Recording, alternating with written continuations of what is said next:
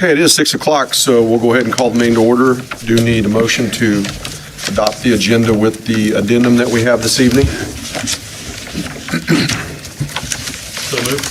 I'll second it. Okay, moved and seconded to approve the agenda with the addendum. All those in favor say aye. Aye.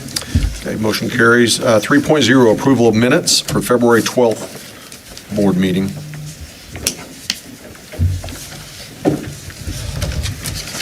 Questions Move to about? approve. Okay, any other questions on those? Second. Okay, moved and seconded to approve those minutes. All those in favor say aye. Aye. Okay, motion carries. 4.0, consideration of bills and warrants. Motion to approve.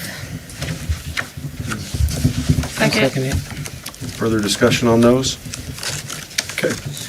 So moved and seconded to approve those bills and warrants. All those in favor say aye. Aye.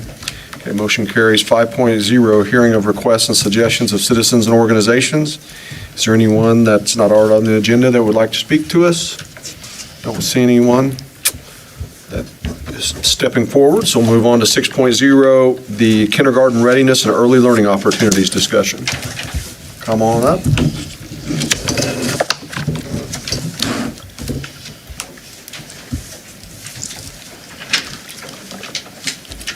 I know it says my name, but I brought it. Backup, huh?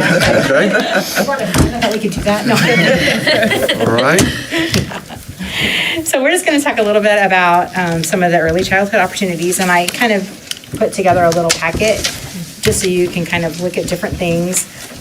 Just some of the things that we have to offer, and just jump in whenever you're. Oh, okay.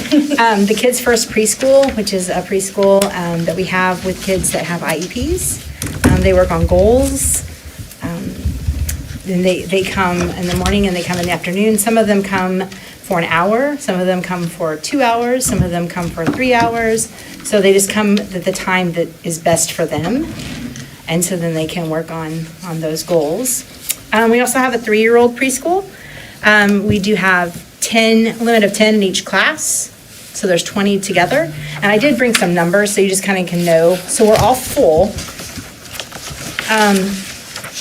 this year. And there were 11 on the wait list when I looked, but there were only 3 that had happened during the school year. So there were several of them that were before school started. And we have a 4-year, and it has 2 sessions too. It has a morning session and an afternoon session. And right now, Sammy Pontius is the teacher for that. And then we have our 4-year-old preschool, and they are 14 max in there. So they were full as of today, but then we had one leave today. So we do have one opening there with no wait list. And just so you kind of know, we've looked at some numbers for next year, and we already have 20 applications for 3-year-olds for next year. And we already have 35 applications for 4-year-olds next year. So that's just kind of, and we're only in March. So. And we haven't had open house. Yeah, we haven't had open house, we haven't had, roundup, or this is just, people coming in, asking about the preschool, giving them information. We do have Head Start coming over in April, and they'll take a tour of the building. And that's not including probably those either. I mean, I'm sure that there's some that already came, but not all of them. So what's our limiting factor on why we're full and at So we capacity? have like a teacher ratio. Okay. So if we have 14, so it's 7 per teacher. So we have an 8 in each one of those. As far as special ed, it's never full. So there really isn't a limit to that. Is that a state standard?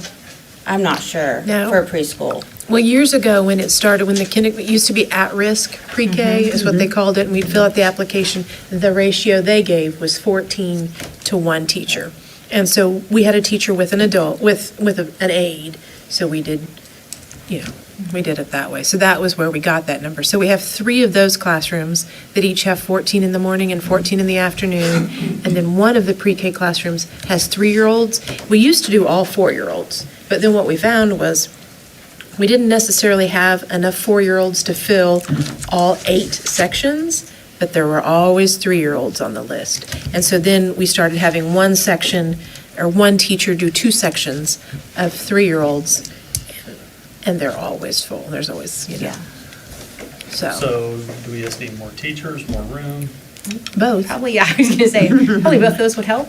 I think if we had more room and an additional teacher, there are children that we could service, for sure. Even if we had to split like a 3-year-old and a 4-year-old. Can you tell the difference from the kids that have had 2 years versus 1 year of preschool as they move up with like reading and just motor skills? Can you Sure guys makes tell them the ready for difference? kindergarten, Yeah. definitely. You can tell the ones that have never had preschool, and you can tell the ones who've been in our preschools, and you can tell the ones that's been about other preschools. I mean, there's just, As we a- have a really strong curriculum, and As a former kindergarten teacher, we could sit down for story hour and I could identify really quickly, oh, Mrs. O'Connor was your pre-K teacher, and you didn't go to pre-K here, or you didn't go to pre-K, I mean, you What can, will be the determining factor of the 35, of which ones get in? so we try to do first come, first serve.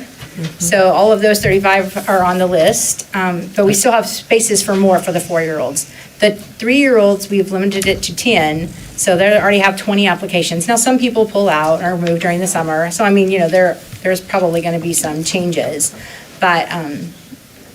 So it's first come, First come, first first serve. serve, yeah. that's historically. But we haven't advertised, basically. No, it's like, it opens in January and. Yeah. I mean, that thing is. You run to like, get in. Audrey was on a wait list and I registered her in mid-January, Yeah. like years ago. So, I mean, she got in. And we opened it by up the in time- January. But, I mean, people apply early.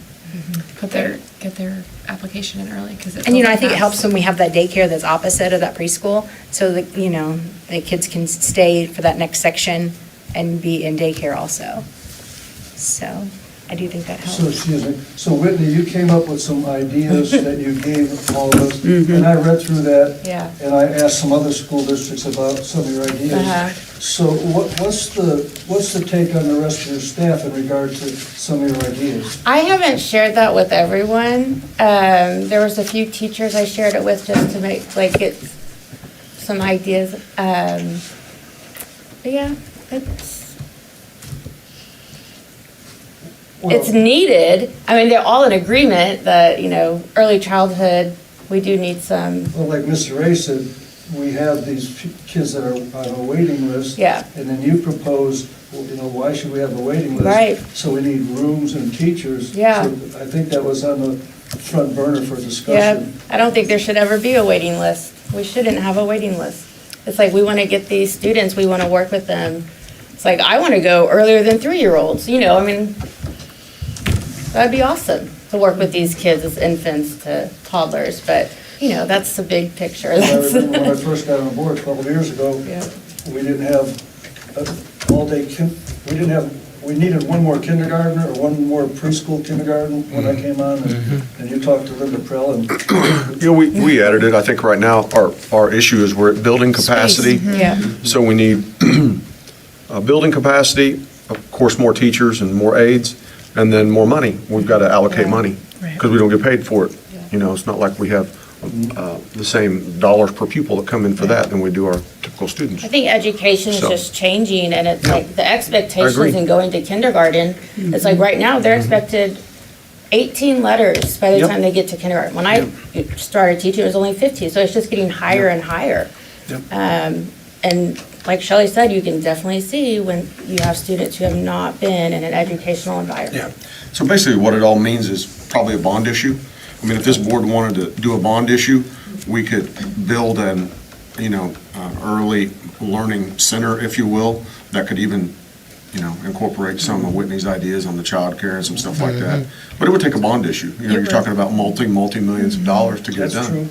true. And that's essentially how you pull it off. But I thought the governor is trying to allocate more money for early childhood that we could be a part of. Well, there are grants that we could apply for, Exactly. for sure. There are So absolutely grants. Combine those two, okay. It would be a combination of both. That wouldn't be for the facility, though. Just right, we'd have to do a bond to get the facility, Right. but in terms of Yeah. grant funding for paying for teachers and aides and whatnot, there is And then money out finding there those for people that. that are highly qualified. Well, as long as the public knows, we've got an interesting dilemma that we're looking into, and we're going to try to.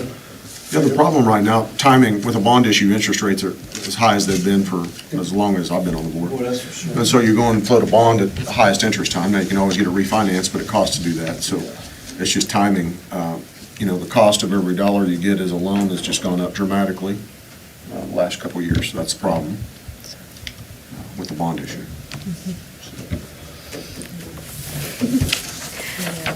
And then we also offer parents as teachers, and on that second page, I gave you kind of a synopsis of parents as teachers. It is through Greenbush, and that kind of tells what parents as teachers does. They do offer birth to 3, and that also goes through Greenbush. There is a representative here in Parsons, but you need to go to Greenbush first and get the testing and see if there's a need for the birth to 3 is what they're saying. So you can't just go directly to that person. You have to go through the process. We do have tri-county screenings once a month. So that entails like speech and OT and our special education. And that is once a month. We do offer the Dolly Parton Imagination Library. So we work with that. I get the applications and put them all in and keep track of who still needs them, and the books that are bounced back, I go in and change the addresses and stuff. On page 3, we are having kindergarten roundup. Who's the parent as teacher person? It's Chelsea Goody, yep. Yep. And I mean, we can always do better working with parents as teachers. But she does come to some of the pre-K collaboration times. So usually we were trying for once a month. I mean, sometimes we hit that once a month, sometimes it's once every other month.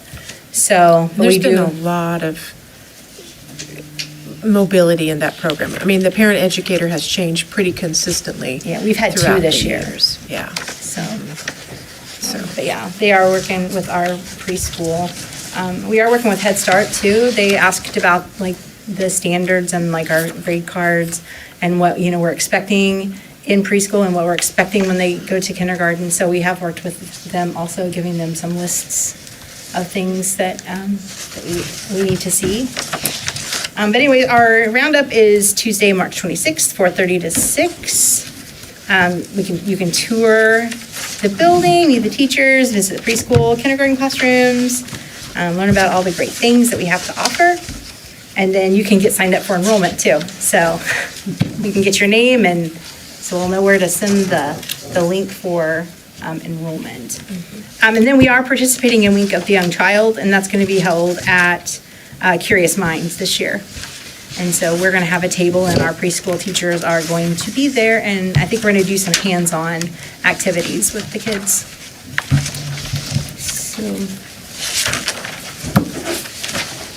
We also do, I guess, our KRT. Yep. We do a kindergarten readiness test for all incoming kindergartners. It looks like this. We've been doing this since before I came. So it's been around, the kindergarten teachers actually, we looked at some other ones last year, but they really like these ones.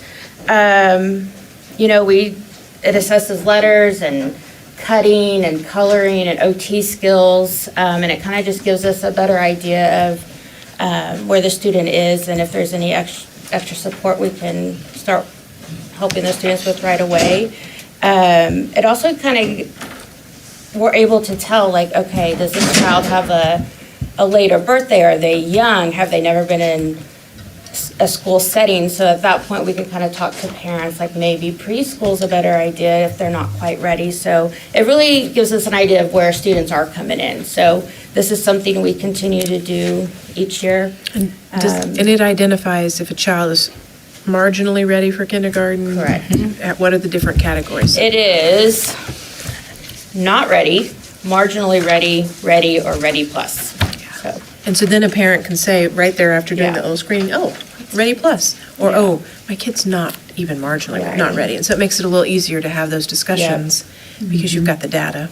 yeah, and this year we started doing, like, even with new students who came in, we still screened them if they came in after school started. Just see to- where they're Yeah. And then it typically, then when you do it, then the kindergarten teachers typically then are able to group students. And that's one of the things in which they use Yep. to group. Because when we do our fast bridge testing, we don't start that right away. And a lot of teachers are already starting groups, and this helps them put their students in groups right away based on needs. And so we've done that typically before school starts, takes a couple days. We've had teachers come in, different staff come in, we've done it way for a number of years. Yeah. Someone does the screening before school starts. Yeah. So, and then that way parents have an opportunity also to have a little session with the instructional coach and the principal. They can learn like the top 10 things you need to know in pre-K and in kindergarten, and that we're Title I schools and what that means and Yeah. entails. And I thought I really enjoyed doing that last year. It's kind of the first year that we had that setting where I was able to present. We had sessions, so all the parents signed up for hour blocks, and then I would present, just letting them know. I mean, a lot of these parents, like, if kids never been to school, they don't, I mean, this might be their first time. It's like, they don't know a blue folder, take-home folder is, or introducing all the special classes they have. So I really enjoy just getting that information out there. And then that gives them time to ask questions too, so if we didn't cover something, they can always ask us and. Because for so many, it's the first time they've ever been, and Yep. for our kindergarten moms and dads, it's like, what about the bus? Yep. What Yep. about lunch? Yep. What, I mean, It's those are scary. questions. Yeah. It is, it's a What big about deal. those don't know. people that. that I've never seen before? Yeah. And sometimes a child, main thing. if a parent has no idea that they should maybe keep them out another year if they're, Right. if they're going to be a really young one in the class, Yep. that readiness test might Yeah. help them. And that's, like you And that's said, that's a what we can look at. talking point. At preschool, if Yeah, they need to go back and absolutely. get some of those skills in Right. preschool.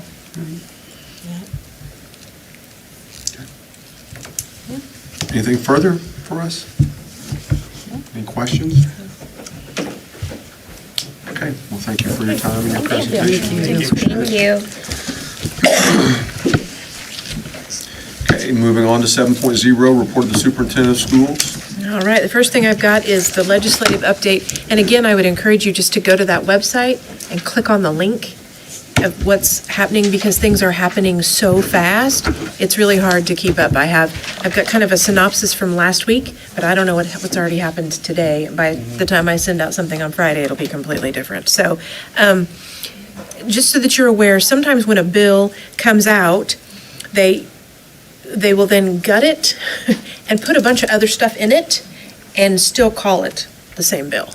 So, and that happened with Senate Bill 387, which that had been open enrollment and all about an open enrollment, and they took all of that stuff out. Now, the statute, the things that were passed last year during session still stayed, but they put a whole bunch of other things in there, about 7 other big bills. So now it's one big mega bill.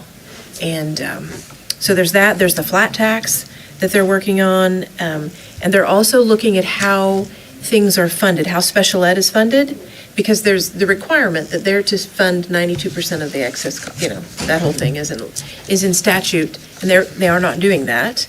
And so instead of doing that, they can rewrite the statute so that the new formula that they propose makes them do that. And so they may be looking at some local option budget, or the LOB, they may be looking at altering some of that, which is just more more tax money from patrons. But those things are all in the works, and I've learned after 6 years that this won't keep me up tonight because I don't have any control over this. But it also does reinforce that it is so important for people to be informed when they vote. And we have 2 receptive folks, one in the legislature and one in the Senate, that are happy to hear from people, and so I have them on speed dial. Mr. Goddard will be here in April. He's going to spend the afternoon with us, kind of tour the buildings and visit with staff and students and administrators to kind of see what's happening. So, and I'm waiting for Mr. Peck to respond to the invitation. So, Well, Mr. Peck flat out said that he didn't want to fund special education at the state level at the 96% level. yeah. Well, and that's, a lot of times I think maybe what's happening is people are trying, I'll just say it, just dismantle public education and take public dollars and move them towards vouchers or towards private school where there is not the same accountability. There's zero accountability in regard to how that money is spent and the achievement that those students make. So. that's Mr. kinda- Goddard does reach out to us from time to time too, and ask for input. Oh, yeah, So we he does. appreciate that. Mhm. He does that. And anytime something comes up that I feel like, oh my gosh, this will have a huge impact.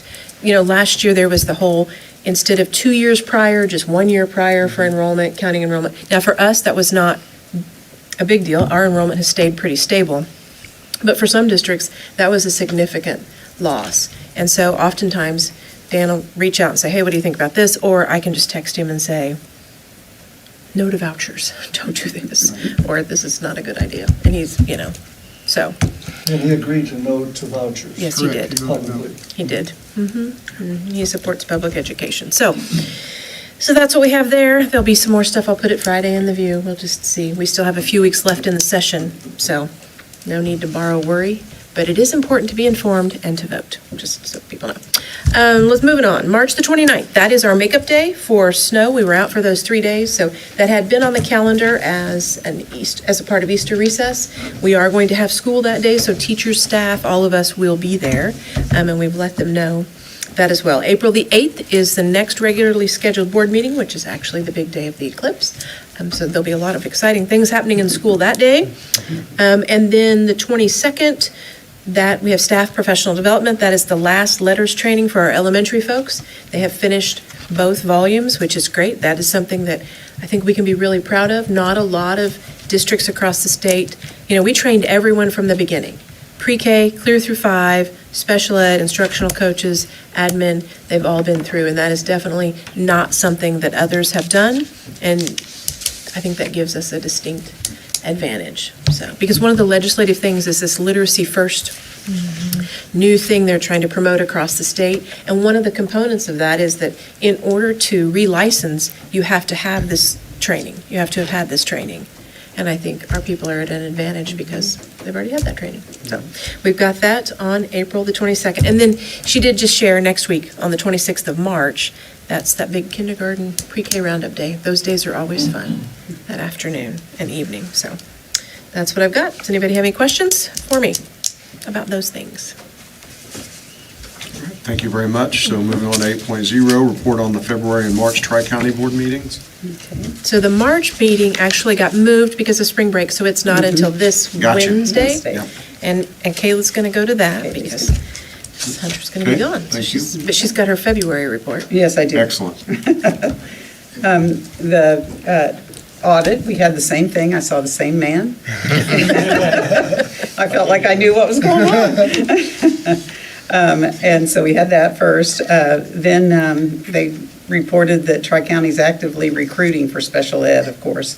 There are lots of openings. I believe they have 25 as of that night in the co-op. Parsons, they had listed as needing 3 and a 0.8 tenths of an OT, and the priority was to get an OT person. That was their main priority for Parsons. And they also mentioned that building principals and coordinators interview together and make the decision together on who will be in that district. The board determined that Tri-County negotiations representatives would be the director, the assistant director, and the president of the Tri-County board. And they are going to exchange letters on March 31st. The fall in-service dates have been announced as August 5th and 6th of 2024. And they also approved the renewal of 5 administrators, and that included the coordinators and the TEC principal. I had to look up what TEC was. I knew it was Tri-County something. Tri-County Education Center. Yeah. Yes, it is. And is that the day school? Is that what they call the day school? Okay. That's what used to be SEK. Okay. And then we had a special board meeting on February 29th through the GoTo app because it took 5 minutes, I think, and to approve the hiring of Megan Robbins as the assistant director for the 24-25 school year. So it looks like they'll be looking for a coordinator. And they have those interviews scheduled for next week. Right. So, and we had our Tri-County meeting today of the superintendents, and so August the 9th, that Friday after their first 2 days, we are going to host all the area, all 7 of the schools, all of their administrators, to work with Emily McCambridge all morning to go over just the special ed things. Usually she'll come individually to each building or to each, admin meeting and share. And this way, all of us are going to get together. It'll give an opportunity for our middle schools and high schools and elementary folks to get to talk to one another and about how special ed looks in their buildings. And so I didn't think it'd be that many, and then I got the last number, it was 51. It's like, wow. Okay, so that's exciting. So it's good. Anything further for Tri-County? Okay, thank you very much. Moving on, 9.0, action to accept donations to schools. Okay, these are on page 36 of your packet. So we will skip down to donation at Guthridge. PTO made a restricted donation for griddles for the school valued at $49.96. Then on to the high school, Stella Wells Christmas Baskets had made a donation to the FCCLA program, $50. Power Flame made a donation for the softball scoreboard, $350. Parsons Media Group made a softball scoreboard donation of $5,000. Wayne and Tracy Gilmore made a $300 softball scoreboard donation. Wayne Gilmore made a softball scoreboard donation of $2,000. Eye Care Associates of Parsons made a $3,000 donation for a softball scoreboard. Community National Bank and Trust made a donation for the scoreboard, $600. Community National Foundation, a $600 donation for the scoreboard. Commercial Bank donated softball T-shirts, $200. Stephen Miller Trust, the IRA, donated to the PHS Honor Flight, $1,000. The Technology Student Association received a donation from Darrell Cave of $50, and there was anonymous donation to the football program, $2,820. For the high school, $15,970. Total district donations for the month of January, $16,019.96. So I would recommend that you approve those donations.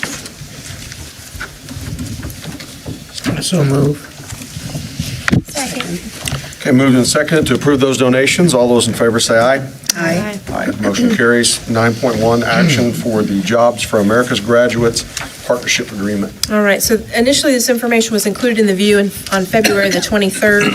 So it's a formal partnership. It just implements and sustains that we already have the program. So this is a continuation of the program for the 24-25 school year. So the cost to the district is $12,500. Is Mr. Pound still doing that? He is. And so Lou had asked some questions about some data and some different things from JAG, and so I have sent an email to Mr. Pound asking who's on his advisory committee and for some additional data as well. But it is there was some information and some data included in the November view that gave an update. I don't know that we've had one since then, but. I was curious to see how many of our students are gainfully employed after they graduate from JAG. Right. That's the main thing. Yeah, and that was one of the questions I asked him. Right. So today was the first day back that they were back from spring break, and so That's hopefully we'll have that info, I bet, for the view on Friday. So I would recommend that you approve this program. It's beneficial to our students. So moved. Second. Moved and seconded to approve the JAG Partnership Agreement. All those in favor say aye. Aye. Aye.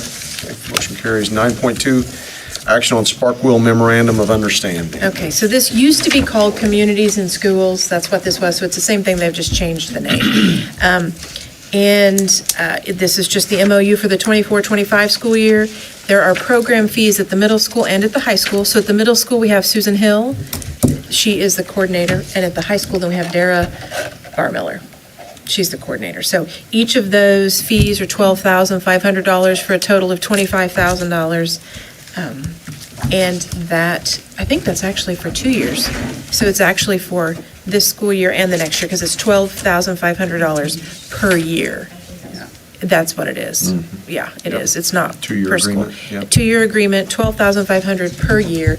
And, you know, there is the new at-risk list of approved items from the state, and this did make the cut. The state hasn't updated the name, but it did make the cut. So this is stuff that we can use at-risk funds for. So it'd be a total of $25,000, and that would pay for 24-25 and 25-26 school year. So I would recommend that you approve that. And both Sparkville Middle School and High School do a lot of work with our chronic sure. absenteeism and combating that. If you've seen that on social media, they've started yeah. competitions and they do incentives for the kids, so they're a big part They're of the ones that fill the gap. Yeah. So for the things that the school maybe doesn't have to provide and that the parent doesn't have to provide, a lot of times it'll be transportation. It'll be, I need a suit to wear or something nice to wear when I go and interview. Or I need some extra groceries. And so maybe do you have a little, or I need some shampoo. Just those kinds of things. That's what this group does. They fill the gap. I have a question, maybe I should have sent it in. I just wondered, I noticed some districts have it in the elementary school. Yeah. But we haven't explored that, or, We haven't, and, we only got an additional one probably 2 years ago, because for a long time, we just had the one, and then they came and said you would be eligible for the two. And so, I don't know, no one's ever said anything about just, elementary. I didn't know what they did, I mean, if there Yeah. was. And I think, our elementary counselors have been able to really kind of fill that, to do some of those things that maybe at the middle school and high school, they're doing a lot of scheduling, they're doing a lot of testing and that kind of stuff. Well, the And way, so they- just mentioning things they might personally need, right? Right. The counselors do Yeah. seem to take care of all that. That's, At the middle school, it's like another connection for the kids. So it was, she provided those things as well, but she also did individual pullouts and check-ins with those kids. yeah, she fills the So, gap for what, Yeah. So Diana's it's more busy, than she can- just providing the monetary need type things. They really do make an effort. And if you have a kid in class that you're concerned about, you can send an email and say, hey, I'm really concerned about this kid.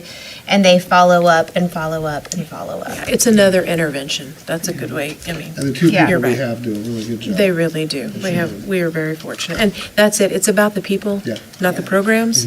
And we're fortunate we have good people that are running a good program. So I would recommend that you renew that for the next couple of years, that MOU, so we can make sure we have. Question. Yep. So LaShawn Taylor is no longer the regional director, No. and I emailed the new director hoping that he or she would show up and have some data as to what specifically they do for this particular school district. But have you heard anything from this person? so Have you met this person? I have not. I've probably gotten an email from this person. However, typically at the end of the year, they have a report that they give us and that we share out that has that data, that, the number of visits they've had. And so I would assume at the end of the year, we'll get that report again, just like we do typically every May. But I have not met the new person, actually in person, and have not received correspondence about data. I can reach out to that person if you'd like for me to. I would appreciate that.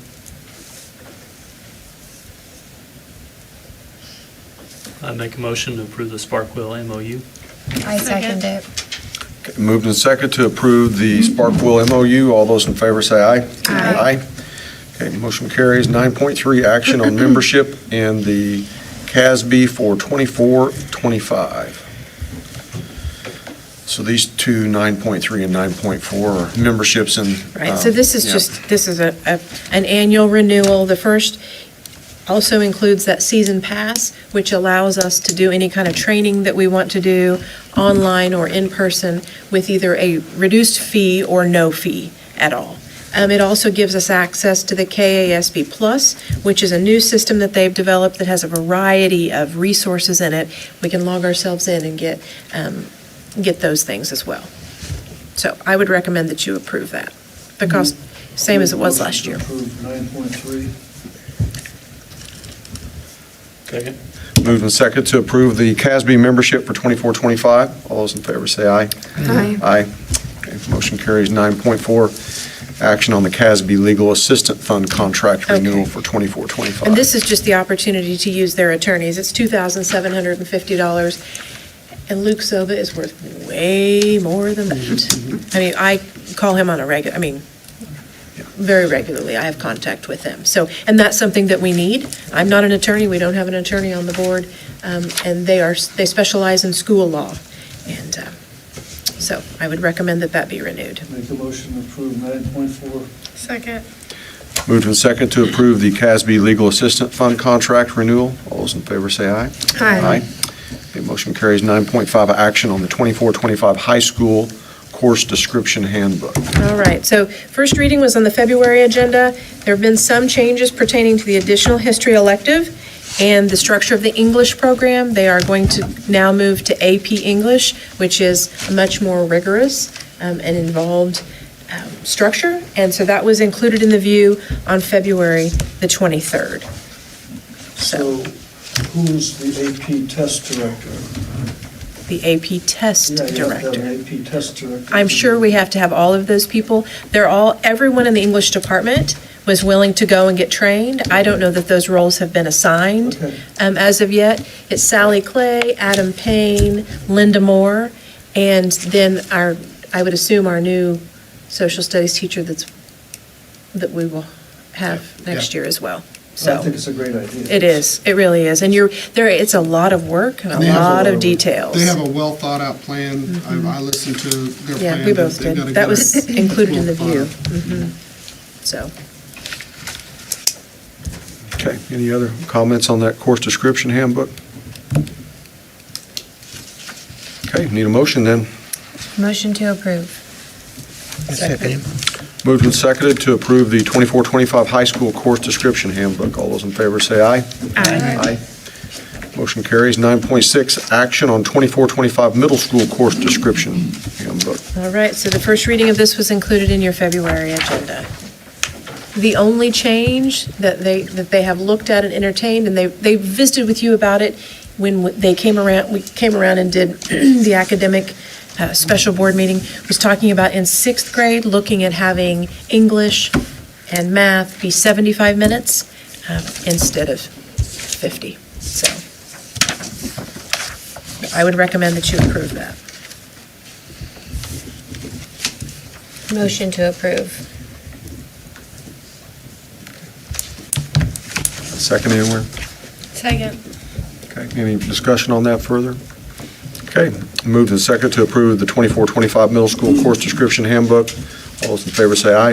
Aye. Aye. Okay, motion carries. Moving to 9.7, strategic plan update and discussion. So I sent this out via email last week, but I think you've got a hard copy there in front of you as well. Amanda provided this evening. So what we need to do is, well, what the board needs to do is, we have these strategic goal areas, and I need input, Jeff and I need input onto areas that you feel like need to be a focus under each of those goal areas. And what we'll do is, for example, academic success and student support. When, we took 280, input from 280 different people in regard to the responses, and that was that page that looked like that I sent out. And so when we looked, the thing that was the most important came back as highest need was early childhood development. Second was family engagement. The third was chronic absenteeism. So if under the strategic goal area of academic success and student support, the board says, we want to focus on, we want to improve student attendance, that chronic absenteeism or staff attendance. So then what we would do is then we'll go back to the administrators and say, okay, they want to focus on chronic absenteeism. What's the goal? What's the plan? How are we going to do it? How are we going to measure that we did it? And who's going to do it? And so then we'll write those action plans with the goals and the people responsible, and then we'll bring them back and say, okay, you identified chronic absenteeism. So here's what we're going to do about it. Here's the goal, what we want to have accomplished. Here's who's going to do it, and here's how we're going to measure it. But what we need are items that you feel like need to be the focus and are the most important. So obviously, we had to have academic success were schools. That's, and that student support. So we want to make sure that that's strong. Facilities infrastructure, there's personnel, there's early childhood, there's climate, culture, and connection, which that could be family engagement, chronic absenteeism, So we need some direction so that we can then take those things, flesh them out with action plans, steps, goals, and responsibilities. So, questions, things One I of the things that I called you on was, I like the Kansas initiatives, especially when it talks about outcomes to be measured, and you talked about that, especially the section on defining success. What does that mean when our students graduate, like in JAG or our college prep kids? What does that mean when they're successful? Do they go on and complete 4 years of college? How do we measure rigor in our high school, for example? So those are some specific questions that I'm looking at. And like post-secondary completion or success, so there is a specific rubric that the state uses to determine if they are successful. So after they graduated, they went to college, and then they enrolled again the next year, or they have finished a certificate or a trades program. The thing is, some of those things haven't, now if a kid leaves and goes straight to the military, that hasn't been considered a success, which that's wrong, but they're working on it. I mean, they're continuing to tweak and to kind of change, but there's a specific rubric that says, oh, you did this, that's considered successful. And part of that is, that page that we share with you that says you have this percentage of, now I can't think what it's called. The accountability report? Yeah, but what's that little section on Success the, interval and the confidence interval. the confidence interval? It's, yeah. Specifically for USD 503. We have that on, yes, but everybody is Yeah. calculated on that. Everybody does. They predict our confidence interval and what we should be at based on our risk factors, and then our success rate is how many meet that, what they consider post-secondary success, and we're actually above our confidence interval, so we're Just a little bit. outperforming that right now. And so our counselor at the high school is one that makes sure all of those things are in the system, so then it's uploaded, so the state can see all of the completions. So like anytime a student earns a credential of some sort. Industry recognized certificate. Right, like a CNA. So is that quarterly? No, it's every year, It's the clearinghouse that tracks a lot of that. Right. Post-secondary. and that's what our counselor puts in. I mean, that stuff's got to be put into Infinite Campus So and then where it's is the uploaded. where's the most recent one? You could pull it off of the website, Yeah. off the KSD I'd like to website. get a hard copy. Sure. Okay. I can get that I one. would like one too. And what do you mean it's based on the risk factors? So they'll look at our free and reduced numbers, basically, and Attendance, attendance, and then they'll predict where we should be at. It's kind of a goal setting that the state does for that we should have 30% success rate every day, and they do that for every district. right. And that's a part of that accountability report.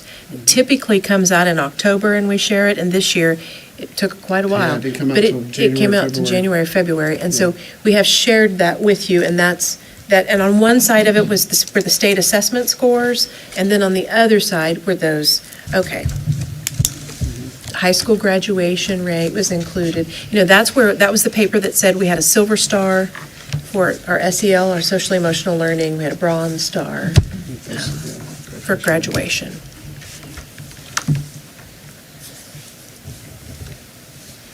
So how are you wanting feedback then? Are you wanting to have, Is this like an open session right now of Yeah. telling you things?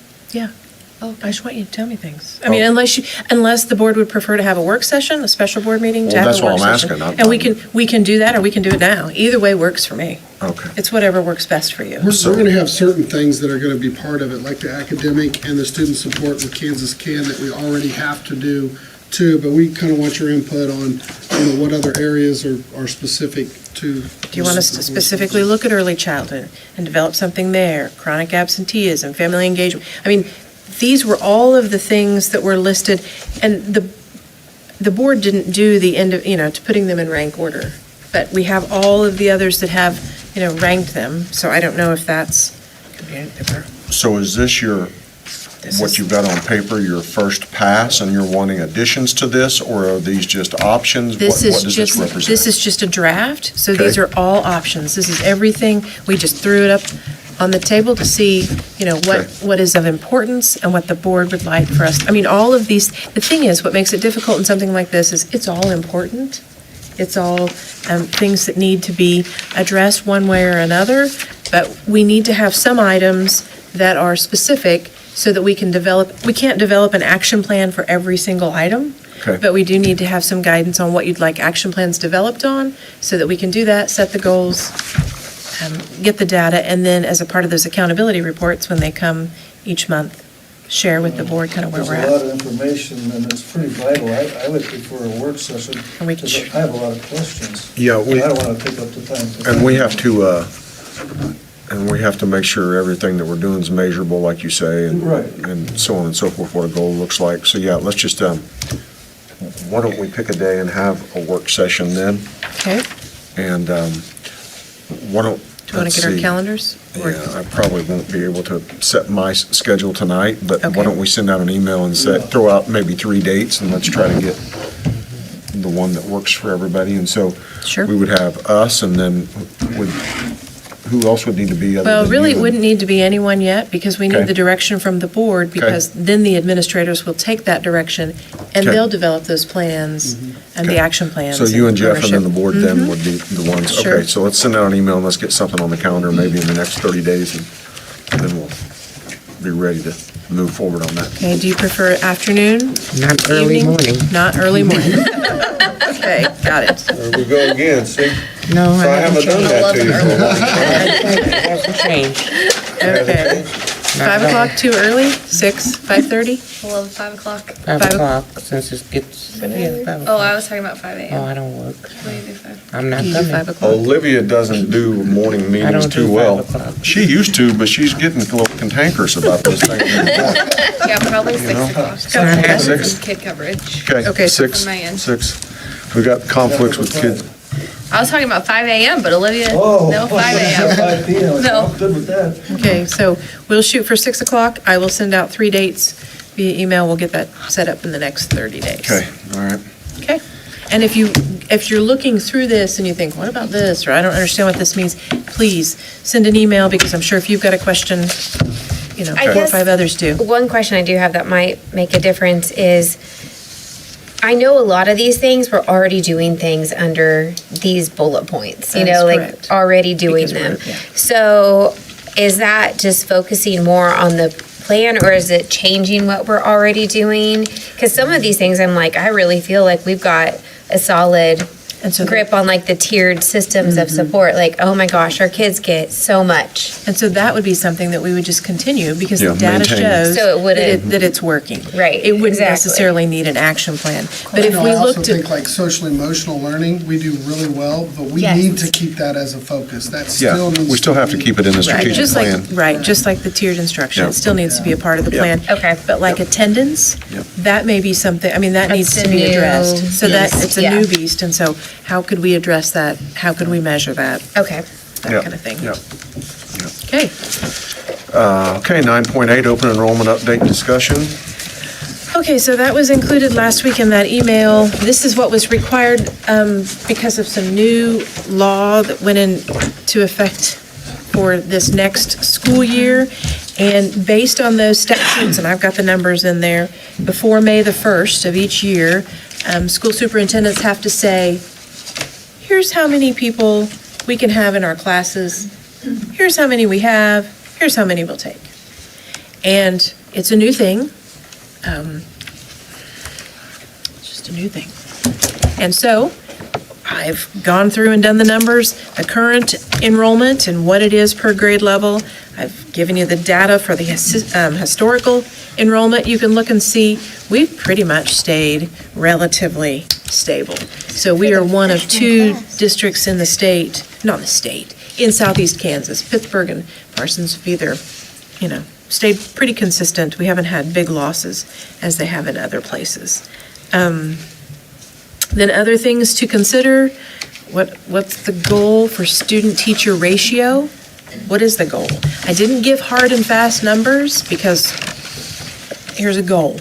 And so if we said in kindergarten, and I left out pre-K. Pre-K is its own separate beast. I just put 100 in there and moved on. But because without more staff or facilities, we can't do anything else than what we've got. But for Lincoln, if we said we want 20 kids in a classroom with a teacher, okay, so that'd be 200 students K1. At Garfield, if we increase that to 21, then that number would be 210. You can see on the second page how that's gone through. Those are just goals, just things that Would be our kind of, ideal. yeah. Would be an ideal. And, middle school, if we had 125 per grade level, that would be 375 in that building. At the high school, if we said 130 a grade level, because they're kind of a little more spread out. So I did talk to people at the county and at the city to see if there was some big thing coming along the way that would have a huge impact. No. We hope. We would only hope. Right. I mean, there's some things going on that may or may not. have an impact. You know, part of it too is things can be going on in the county and in the city, and if there's no place for people to live or to move here, you know, there's that impact as well. There were a few bubbles when I looked at the cohort data. Pretty much it's been, was, you know, 20% difference. I shared those on that next page, and that's really just 7, 8, 9, 10, that Yeah. chunk right there. That was crazy. Yeah. Ninth grade, we had 20 kids this year in the freshman class. It's nuts. So that's kind of where we're at. Well, that gives us something to work off of. Right. I mean, I don't- And so table 1.7, that was just a projection. And what I did was I took the current number and I projected that for next year. Yeah. With our foster care population and the number of students that are transient in our district, it's a shot in the dark. Yeah. It just is. After the first of the year, we had 20 students, new students enroll when we came back from Christmas break. 20. You know, people move and then, you know, our foster care situation. So that, I just projected based on the numbers that we currently have. And then table 1.8, I just compared that to, okay, well, if this is how many we project on 1.7, and this is how many we could have based on capacity. There's your difference. There's the difference. And there would be the capacity. So at the April board meeting, we're required to look at these, well, it doesn't have to look like this, but I think this would just be the easiest and the cleanest for the capacity. Like, here's the capacity, here's what we have open, people can enroll, this is how many we take, this is what we've got. And then during the month of June, anyone who's not attended before, who is not an in-district student, doesn't live within our attendance boundaries, would apply for enrollment. Because, that's the way this works. You can't turn anyone away unless they are suspended or expelled from another Kansas school. So just for me to be clear, because. Sure. No, it's a lot. The students who are out of district now, They automatically can Yeah, and come- they're counted in our numbers. Yeah. So if they are an out-of-district student that's in good standing right now, they're automatically included. And if they're not, they would know about it. Okay. So we did include those in our projections because they automatically get to come. But this does mean, if we're going to, realistically, we have had, I think this year we maybe had 10 or 12 students that enrolled or wanted to enroll and were not considered students in good standing from where they came, whether that be attendance, behavior, grades that were really suffering or lack of work. And so prior to this next year, we were able to say, you're not a student in good standing, and we were able to say they weren't welcome. That is no longer an option. It is no longer an option. If they come and enroll, we take them. So there is some leeway for programs that may be at capacity, but I put that in here. Our high school CTE programs, they're not at capacity right now. I don't feel like they're getting close. We have some special ed programs, but special ed is never full. You can never say special ed is full. And so a lot of times we've had people that have called and said, well, I went to such and such district and they said, they don't have that program. No, it's IDEA, it's a federal requirement. And we're going to continue to do what's right. So if you have a number like 89 for kindergarten, and you have 100 applications, who doesn't get in? Okay, so the way you do it is if you have 100 spots and you have, 89 seems to be the limit. no, that's what's projected to be there next year. So we say we have 89, so that leaves 11 open spots. And so if we have 11 out-of-district people that apply, then all 11 get in. If we have 12 that apply, then the requirement is that we do a lottery. And so then we just Okay, so randomly, there's a lottery. yeah. It's a lottery. mhm. It's If not a there's- first come, first served It isn't thing. first come, first serve. Now, in a lot of these classes, there's going to be quite a few, we probably won't have 11. Right. But then in first grade, we may have 4, we may have more than 4. So it just depends, on what those numbers But your are. projections may be way off because They you may could be. lose some. So it's Yeah, just, until absolutely. you get there, you don't know what you You got. just don't. So- And so what we'll do is then during the month of June, then the out-of-district folks that have never enrolled, the new enrollees, would apply to enroll, and then we have regular enrollment in July. And so we have to have the household economic survey, that's what our at-risk funding is based on, so that we can still do the community eligibility provision and provide the free meals. We would have all of those solid numbers, and then we would say, oh, then we're going to have the numbers. Okay, so we have 6, and we had 4 that applied, then I would notify them, all 4 of them got in. Now, the other thing is this, a lot of times I have heard people say, oh, well, I want to go play ball for so-and-so, so I'm going to come there. Keisha has clearly said the requirements are going to remain the same. So unless a student makes a bona fide move, which means like a legitimate move, household move, like we move our belongings, I move my things, they will be required to sit out a year, which is the Keisha policy. And that will hopefully eliminate someone saying, oh, hey, I'm going to come play football or Shivey, and then I want to go down there and run track, or whatever. So I don't think this will have, well, I don't predict that this will have the impact in small, like Southeast Kansas, that it will have on bigger districts up in the Kansas City area. And that's really where it all originated and came from. It's my understanding that there was a legislator who wanted his son to participate in an activity and wanted him to go to a particular high school, and the high school said, you don't live in the district, so no. And so then the legislator said, well, watch this, I'm going to write some legislation so now they can go wherever they want. I mean, and it's kind of grown into that. But it will be open, and so we will see. But the board does need to adopt in April, not right now. Yep. That's why I wanted you just to have all of this. Yep. Something similar to table 1.7. Yep. And then 1.8. So if those projections you want for me to change, if you have some other There's no number. other way to do it other than what you do it, because you would just be guessing anyway, so. And that's kind of what we're doing here. Yeah. And that also means, we're going to want to look to make sure, are those numbers where we have district enrollment goals, are those things that the board feels comfortable with? Because that's where I got those other numbers. I mean, do you see any big thing that's like, and I think we need to make sure it's not a hard and fast thing, it's a goal. It's a goal. Well, So, anything you need for me to change or alter or questions? No? student-teacher ratios are a good way to do the elementary buildings. I don't know how else you do those. Yeah, I didn't know, so that's Yeah. why I did it that way. And I think that your numbers on per grade level, middle school and high school have historically been, we've had those numbers, and so they're realistic. We may have to add staff or move staff or whatever, but the reality is that they're numbers that we've dealt with in the past. So on those ratios, is that kind of our like max per class that we're gonna say like, hey? I would say that's the goal, but if we may end up, in first grade, there may be 4 classes of 20 and 1 of 21. I mean, the goal is 20 to 1, but I think that's where we've got to be careful. To have a little leeway. Have a little leeway, because if we are at like max capacity or the goal of 100, and then a family with twin first graders moves into our district, we can't turn them away. They'll be required to, we're required to accept them. So I think it's one of those things where ideally, that would be it, and that's what we're going to shoot for.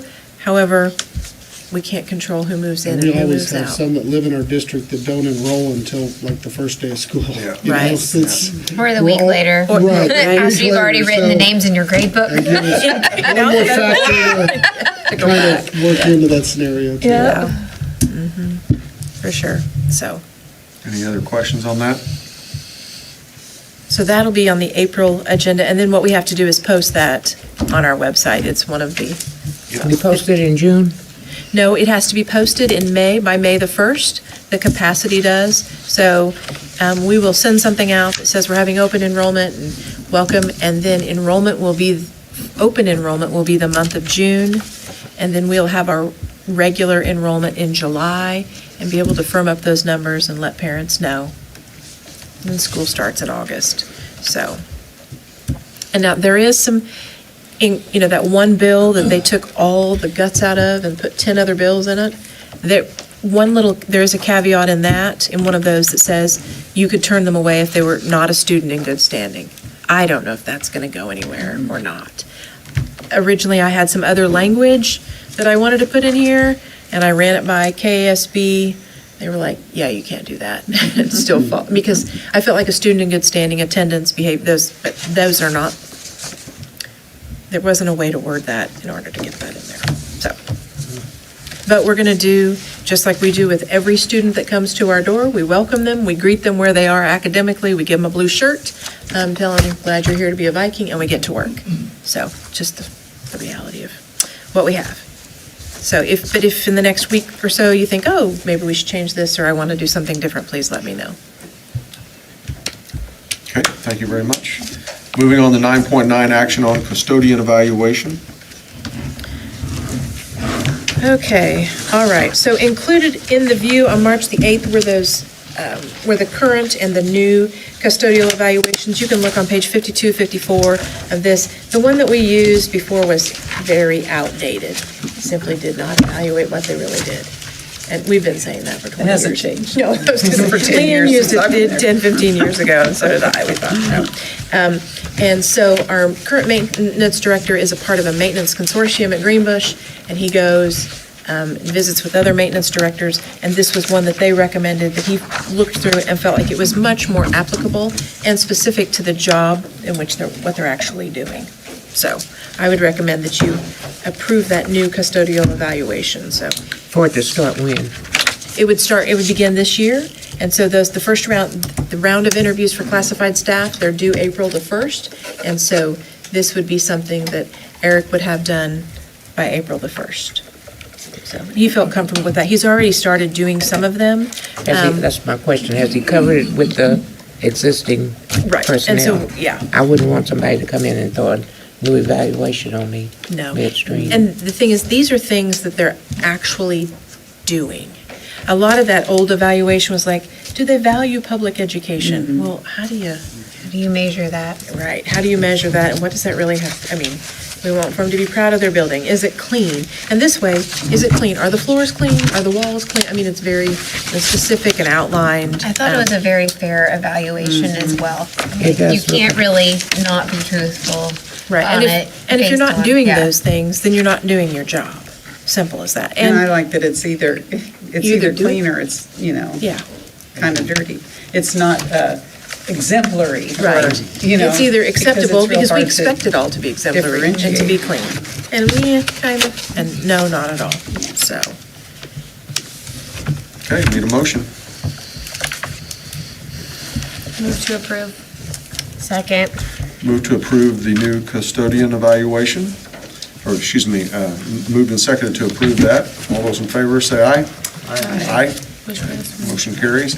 Item 9.9A on the addendum, action on the elementary math curriculum. All right, so I'm going to turn this over to Jeff. He's worked with instructional coaches, and they've gone to a curriculum fair, and for a while, it looked like a curriculum fair in Jeff's office. They were sending him boxes. There was all kinds of curriculum there, so. Yeah, we are up for a new curriculum adoption in elementary math curriculum. We started with the instructional coaches, as we said, went to a curriculum fair. We got samples from about 7 different companies. We got all those samples to the buildings at the grade levels, and the teachers had multiple months to go through them. The instructional coaches kind of led them through that. Then they kind of selected teacher representatives who came on this committee. Each building, with their teacher representative, presented their top 2 choices and pros and cons for that. And that kind of generated a conversation that led to a pretty much majority, not 100% majority. We were able to narrow it down to 2 companies. We then scheduled Zooms with those representatives and asked some final questions, got the quotes, kind of looked at comparison of prices and costs, and we came up with Go Math as our selection. We then went through the quote from Go Math, looked at what we need, what we don't need, what professional development needs do we have in terms of training and getting everybody on board and involve the teachers and the instructional coaches in that. So it's been a pretty in-depth process, but we feel real good about darn near consensus, which it's about the best you can do when you're choosing that, because everybody has an opinion, but I'm asking that the board approve that new adoption. So it was valued at $143,248.12, and that's all being paid for out of ESSER funds, because that was something that we included in the ESSER 3 plan. So that worked out great, because it's a, 5-6-year adoption? Seven, yeah. 7-year adoption for that amount of money, and ESSER funds were able to do that as part of the student learning loss funds, so. Okay. Sounds like a lot of discussion and effort went into that, so need a motion. Yeah, we'll to adopt that. I'll second it. Moved and seconded to adopt the elementary math curriculum, Go Math, as proposed. All those in favor say aye. Aye. Okay, motion carries. 9.9B, action on a maintenance truck. Okay, so we were already down one truck that had gone out of service probably, maybe not quite a year ago, but they had been able to ride share. We've been able to make it work with fewer vehicles. However, the brown truck coughed its last little breath today, and the transmission went out. It's not going anywhere. It's not. So I guess my question is are we interested in getting a new truck, or is this a used truck, or what's the deal? So what they would like, what Rick would like to do, and so what this amount proposes is that he would go on the Kansas bid site, the state bid site, and see what we could find that would be relatively new, probably not brand new, simply because, the cost of a brand new one, but we don't want to buy something for $10,000 that in a year or two is going to shoot craps and I we're think, going I to. think the one he told me he was looking at had roughly 30,000 miles on it. Right, So something similar to a program car, something that's relatively new. So each year, we take in capital outlay and set back that $50,000 every year just as a part of the budgeting, so it's in that transportation line item.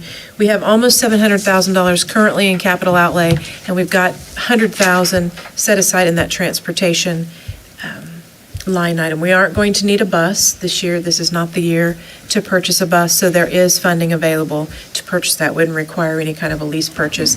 And to be honest, the number of maintenance staff members that we have, we could do it with one less vehicle. I don't see that they could effectively do it with two less. Then one person's just going to be driving people around and dropping them off. So we did a range because literally the truck just died today, and this range, he didn't think it would be 35. That was kind of the top. He really thought about 30. But if he goes through the state website or does that bid process, we just wanted for that to be approved ahead of time so that we could get it either ordered or get it picked up so that we can start, we can add it to the fleet and use it. Okay. Make a motion to replace a maintenance truck between $20,000 and $35,000. Second. Okay, moved and seconded to approve the expenditure for the maintenance truck, the 20 to 35,000 range. All those in favor say aye. Aye. Aye. Okay, motion carries. Moving on to 9.10, it looks like executive session to discuss personnel matters for non-elected personnel. So I believe we need about 10 minutes for that first executive session tonight. As usual, we'll have the sequence of executive sessions, and so does anybody need a bathroom break before we start, or are we good? No? Good? Okay. Why am I the only one that ever has to go to the bathroom? What? I have to go to the bathroom. It's all the water you drink. I need a bathroom All right, break. well, Thank you. You're a heavy drinker, so. I know. Water drinker. It's a water drinker. So we'll take a 5-minute recess then, and then we'll do the 10 minutes, and so need a motion for that. I motion for a 5-minute break to resume and go into executive session for 10 minutes. Okay? Is there- Moved and seconded to go into executive session for discuss confidential employee information pursuant to non-elected personnel except in Tacoma. And we'll do that at 7:13 after a 5-minute bathroom break for 10 minutes, and we'll return to this open meeting at 7:23. We will have superintendent and assistant superintendent with us. All those in favor say aye. Aye. Aye, okay.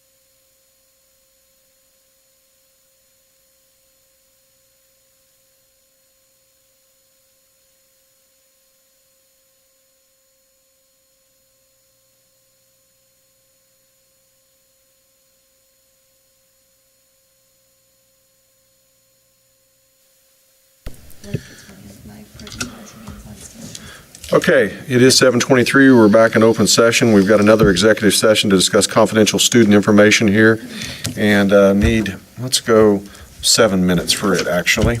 Okay. So need a motion on that. 6:25 and then 6:32. Oh, 7. Oh my gosh, it's 7. Oh, yeah, the clock is Yep. wrong. The All clock right. is wrong. Yep. 7, Second it, 20. Okay. 7, the clock hour. Move to go into executive session, discuss exception related to actions adversely or favorably affecting a student in Tacoma at 7:25 for 7 minutes. We'll return to open meeting 7:32.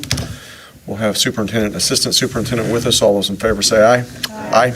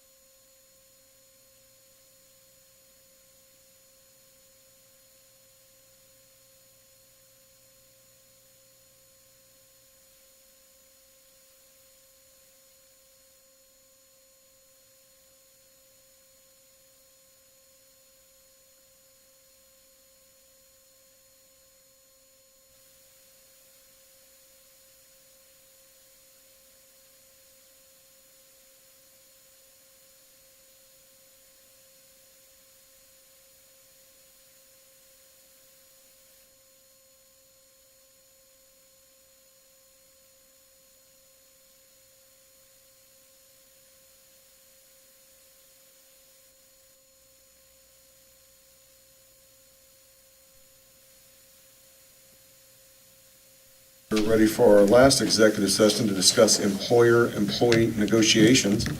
And I think better go about 12 minutes for this one, I think. So need a motion on that.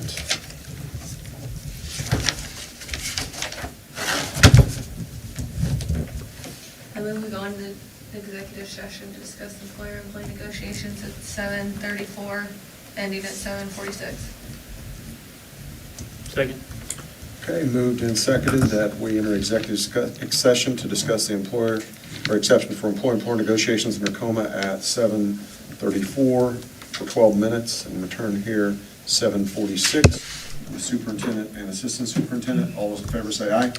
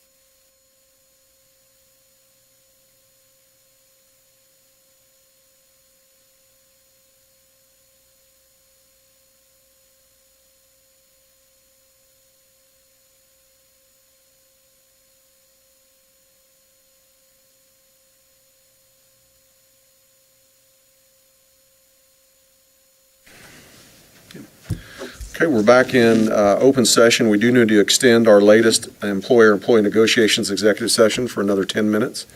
And so I'll entertain a motion in that regard.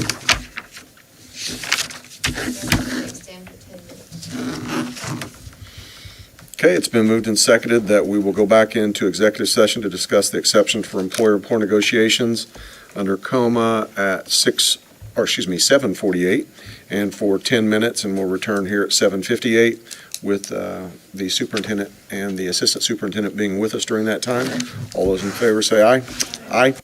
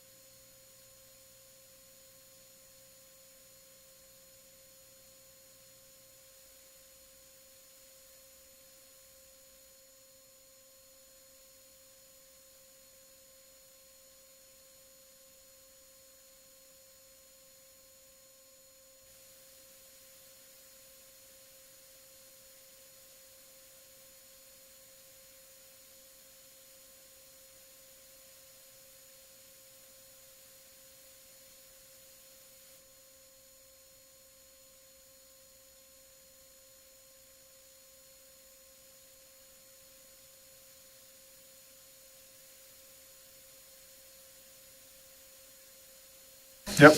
Okay, we're back in open session now and ready to move on to item 9.13, motion to approve negotiations letter to PNEA. We just had that discussion on employer-employee negotiations, and so we'll need a motion to approve a letter to PNEA. Okay? Second on that? Second. Moved and seconded to approve that negotiations letter. All those in favor say aye. Aye. Okay, motion carries. 9.14, action on personnel. All right, so we've got some recommendations for employment this evening. Michaela Anderson, high school assistant volleyball coach, effective the 2024 season. Doug Billingsley, high school assistant baseball coach, effective the 2024 season. Jason Blansett, bus monitor, effective March the 6th, 2024. Linda Holding, bus driver, effective February 16th, 2024. Allison Hutley, middle school assistant track coach, effective March the 5th, 2024. Karen Myers, middle school part-time evening custodian, effective March the 19th, 2024. Jennifer Ramirez, high school English teacher, effective the 24-25 school year. Pierce Thomas, high school social studies teacher, effective the 24-25 school year. I recommend that you approve those folks for employment. Motion to approve. I second it. Moved and seconded to approve those recommendations for employment. All those in favor say aye. Aye. Okay, motion carries. Okay, we have some resignations from employment that we need to act upon. Emilio Aida, middle school head football coach, effective February 12th, 2024. Brittany Berry, middle school assistant track coach, effective February 28th, 2024. Sally Clay, high school cross-country coach, effective February 21st, 2024. Tish Daniels, bus monitor, effective March 5th, 24. Tracy Elliott, high school social studies teacher, effective the end of the 23-24 school year. Tamara Harrison, Lincoln billing clerk, effective March the 7th of 24. Sandra Hill, Garfield behavior support aide, effective February the 23rd of 24. Kyle Hostetter, middle school assistant football coach, effective March the 5th, 2024. Mike Naff, route bus driver, effective February 19th, 2024. Jeremy Woodworth, elementary counselor, effective the end of the 23-24 school year. And Jeremy Woodworth, middle school assistant boys basketball coach, effective March the 7th, 2024. In addition to those on the addendum, Jacob Martinez, high school dramatics assistant, effective March the 18th, 2024. Stephanie Smith, high school child nutrition staff, effective March the 18th of 2024. I recommend that you approve those resignations from employment. So moved. Moved and seconded to approve those resignations. All in favor say aye. Aye. Okay, motion carries. All right, and we have one resignation for retirement, and that is Penny Jacquino, second grade teacher, effective the end of the 23-24 school year. I recommend that you regretfully approve that resignation. We're excited for her, though. Looking forward to other opportunities. Motion to approve. Moved and seconded to approve Ms. Jacquino's resignation For retirement. for retirement. All those in favor say aye. Aye. All right, we have one termination from employment, Tyler Myers, evening floating custodian, effective March the 8th, 2024. I recommend that you approve that termination. So moved. Second. Moved and seconded to approve that termination from employment. All in favor say aye. Aye. Okay, motion carries. Seeing no further items, we are adjourned this evening. 8:03. Thank you for